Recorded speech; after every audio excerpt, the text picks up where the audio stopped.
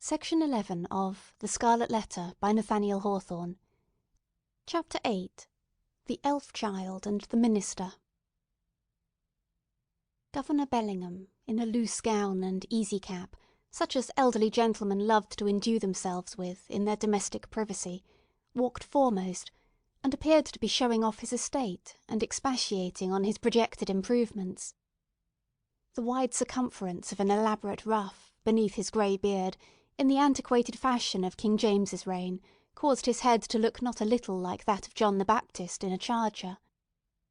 The impression made by his aspect, so rigid and severe, and frostbitten with more than autumnal age, was hardly in keeping with the appliances of worldly enjoyment wherewith he had evidently done his utmost to surround himself.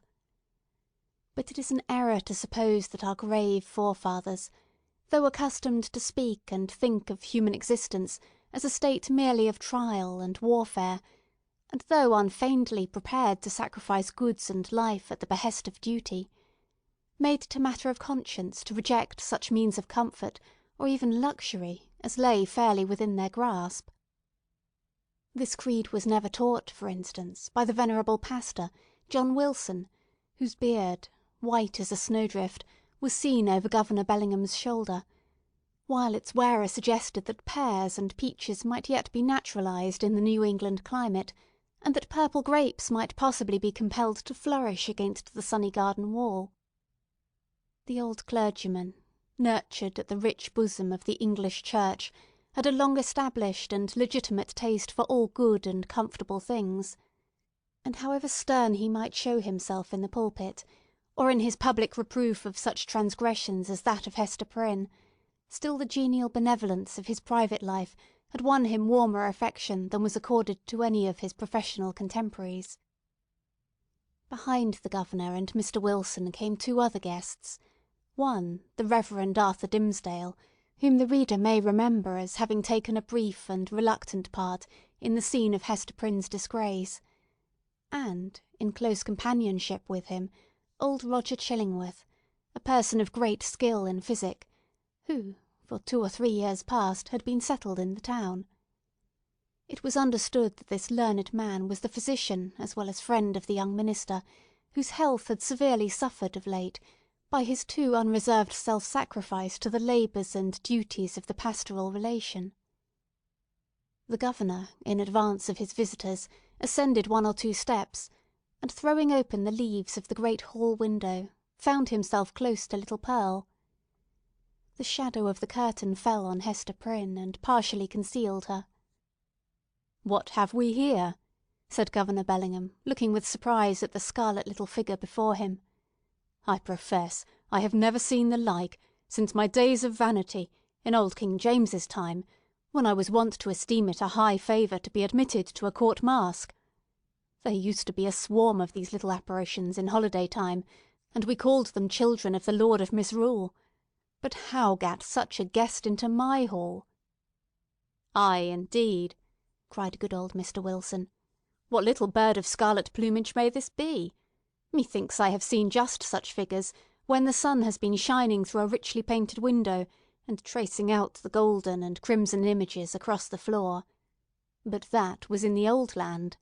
Prithee, young one, who art thou, and what has ailed thy mother to bedizen thee in this strange fashion? Art thou a Christian child, ha? Dost thou know thy catechism? Or art thou one of those naughty elves or fairies whom we thought to have left behind us, with other relics of papistry, in merry old England?" "I am mother's child," answered the scarlet vision, "and my name is Pearl." "Pearl?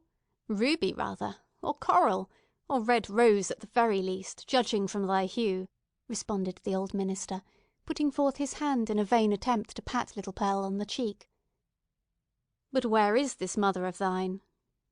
Ah, I see," he added, and, turning to Governor Bellingham, whispered, "This is the selfsame child of whom we have held speech together, and behold here the unhappy woman, Hester Prynne, her mother."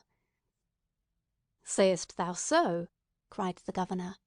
"Nay, we might have judged that such a child's mother must needs be a scarlet woman, and a worthy type of her of Babylon.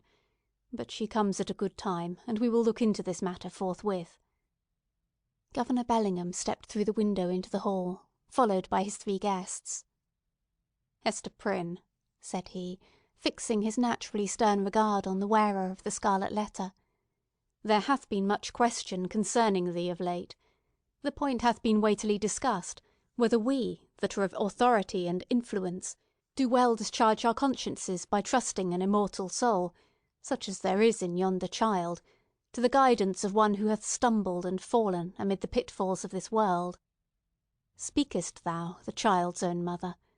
Were it not, thinkest thou, for thy little one's temporal and eternal welfare, that she should be taken out of thy charge, and clad soberly, and disciplined strictly, and instructed in the truths of heaven and earth? What canst thou do for the child in this kind?" "I can teach my little Pearl what I have learned from this," answered Hester Prynne, laying her finger on the red token. "Woman, it is thy badge of shame," replied the stern magistrate. "It is because of the stain which that letter indicates that we would transfer thy child to other hands."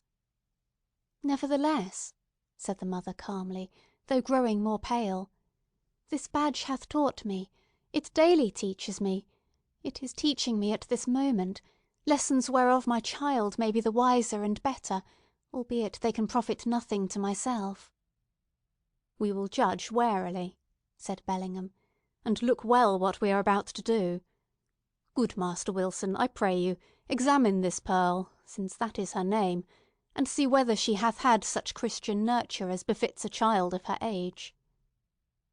The old minister seated himself in an armchair, and made an effort to draw Pearl betwixt his knees. But the child, unaccustomed to the touch or familiarity of any but her mother, escaped through the open window, and stood on the upper step, looking like a wild tropical bird of rich plumage, ready to take flight into the upper air. Mr. Wilson, not a little astonished at this outbreak, for he was a grandfatherly sort of personage, and usually a vast favourite with children, essayed, however, to proceed with the examination. "Pearl," said he with great solemnity, "thou must take heed to instruction, that so, in due season, thou mayest wear in thy bosom the pearl of great price. Canst thou tell me, my child, who made thee?" Now Pearl knew well enough who made her, for Hester Prynne, the daughter of a pious home, very soon after her talk with the child about her heavenly Father, had begun to inform her of those truths which the human spirit, at whatever stage of immaturity, imbibes with such eager interest. Pearl, therefore, so large were the attainments of her 3 years' lifetime, could have borne a fair examination in the New England Primer, or the first column of the Westminster Catechisms, although unacquainted with the outward form of either of those celebrated works. But that perversity which all children have more or less of, and of which little Pearl had a tenfold portion, now, at the most inopportune moment, took thorough possession of her, and closed her lips, or impelled her to speak words amiss. After putting her finger in her mouth, with many ungracious refusals to answer good Mr. Wilson's question, the child finally announced that she had not been made at all, but had been plucked by her mother off the bush of wild roses that grew by the prison door. This fantasy was probably suggested by the near proximity of the governor's red roses, as Pearl stood outside of the window, together with her recollection of the prison rose-bush, which she had passed in coming hither. Old Roger Chillingworth, with a smile on his face, whispered something in the young clergyman's ear. Hester Prynne looked at the man of skill, and even then, with her fate hanging in the balance, was startled to perceive what a change had come over his features, how much uglier they were, how his dark complexion seemed to have grown duskier, and his figure more misshapen, since the days when she had familiarly known him. She met his eyes for an instant, but was immediately constrained to give all her attention to the scene now going forward. "This is awful!" cried the governor, slowly recovering from the astonishment into which Pearl's response had thrown him. "Here is a child of 3 years old, and she cannot tell who made her. Without question, she is equally in the dark as to her soul, its present depravity, and future destiny. Methinks, gentlemen, we need inquire no further." Hester caught hold of Pearl, and drew her forcibly into her arms, confronting the old Puritan magistrate with almost a fierce expression. Alone in the world, cast off by it, and with this sole treasure to keep her heart alive, she felt that she possessed indefeasible rights against the world, and was ready to defend them to the death. "God gave me the child!" cried she. "He gave her in requital of all things else which ye had taken from me. She is my happiness. She is my torture none the less. Pearl keeps me here in life. Pearl punishes me too. See ye not, she is the Scarlet Letter, only capable of being loved, and so endowed with a millionfold the power of retribution for my sin. Ye shall not take her. I will die first." "My poor woman," said the not unkind old minister, "the child shall be well cared for, far better than thou canst do it." "God gave her into my keeping," repeated Hester Prynne, raising her voice almost to a shriek. "I will not give her up!" And here, by a sudden impulse, she turned to the young clergyman, Mr. Dimmesdale, at whom, up to this moment, she had seemed hardly so much as once to direct her eyes. "Speak thou for me!" cried she. "Thou wast my pastor, and hadst charge of my soul, and knowest me better than these men can. I will not lose the child. Speak for me! Thou knowest, for thou hast sympathies which these men lack, thou knowest what is in my heart, and what are a mother's rights, and how much the stronger they are, when that woman has but her child and the Scarlet Letter. Look thou to it! I will not lose the child! Look to it!" At this wild and singular appeal, which indicated that Hester Prynne's situation had provoked her to little less than madness, the young minister at once came forward, pale and holding his hand over his heart, as was his custom when his peculiarly nervous temperament was thrown into agitation. He looked now more careworn and emaciated than we described him at the scene of Hester's public ignominy, and whether it were his failing health, or whatever the cause might be, his large dark eyes had a world of pain in their troubled and melancholy depth. "There is truth in what she says," began the minister, with a voice sweet, tremulous, but powerful, insomuch that the hall re-echoed, and the hollow armour rang with it.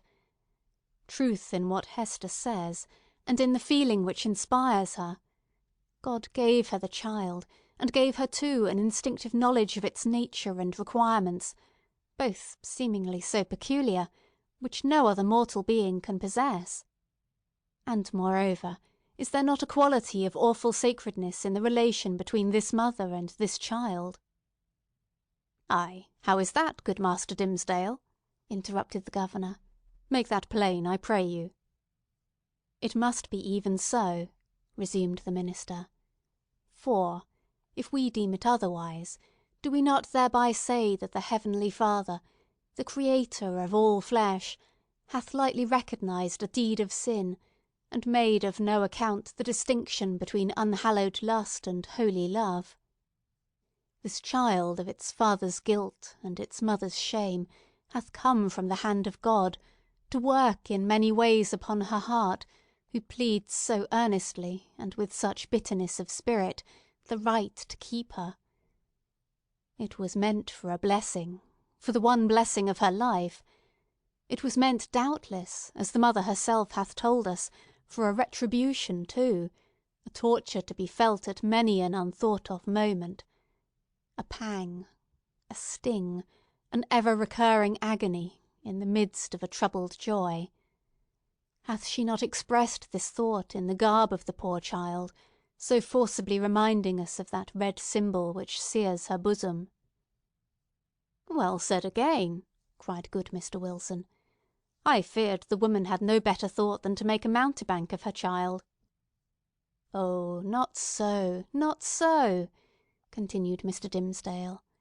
"She recognises, believe me, the solemn miracle which God hath wrought in the existence of that child. And may she feel, too, what methinks is the very truth, that this boon was meant, above all things else, to keep the mother's soul alive, and to preserve her from blacker depths of sin into which Satan might else have sought to plunge her. Therefore it is good for this poor, sinful woman that she hath an infant immortality, a being capable of eternal joy or sorrow, confided to her care, to be trained up by her to righteousness, to remind her, at every moment, of her fall, but yet to teach her, as it were, by the Creator's sacred pledge, that, if she bring the child to heaven, the child will also bring its parent thither. Herein is the sinful mother happier than the sinful father.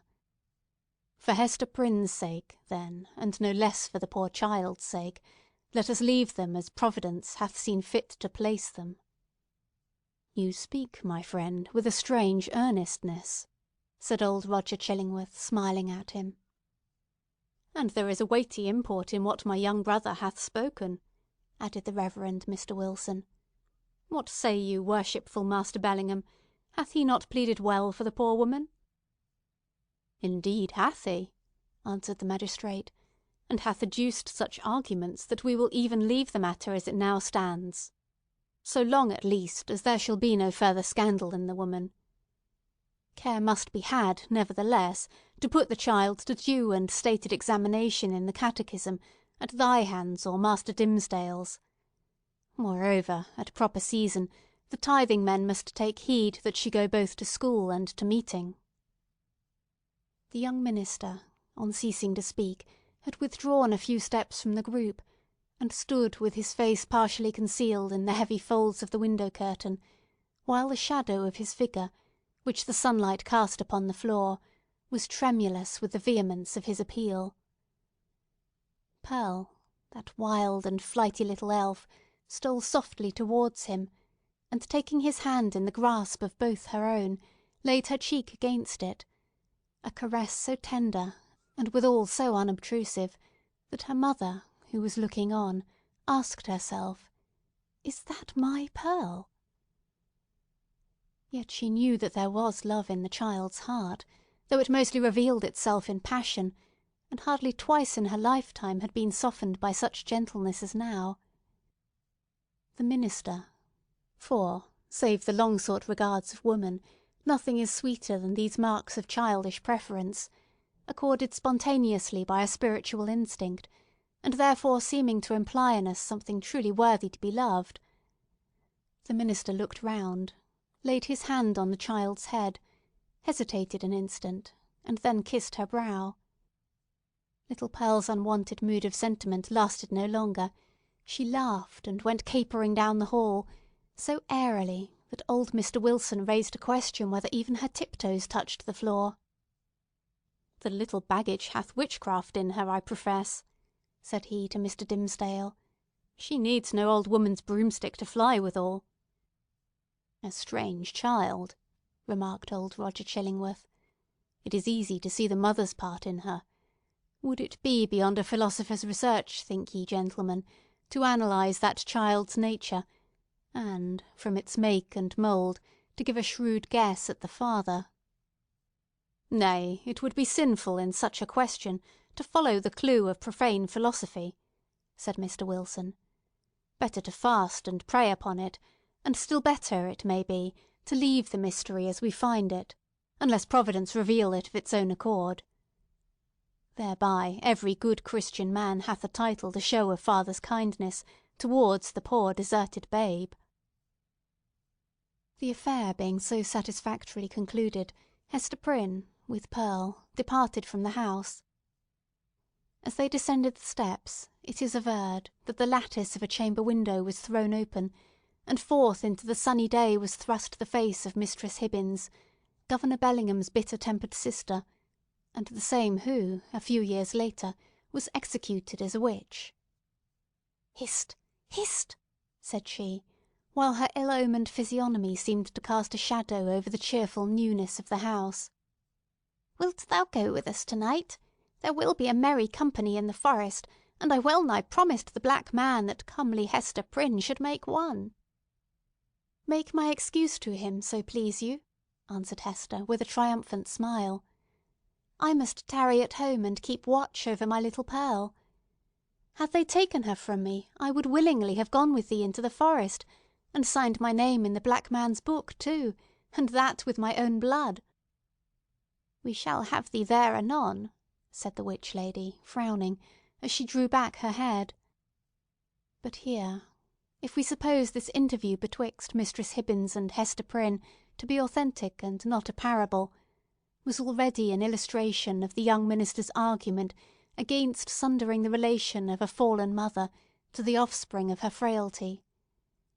Even thus early had the child saved her from Satan's snare. End of Section 11.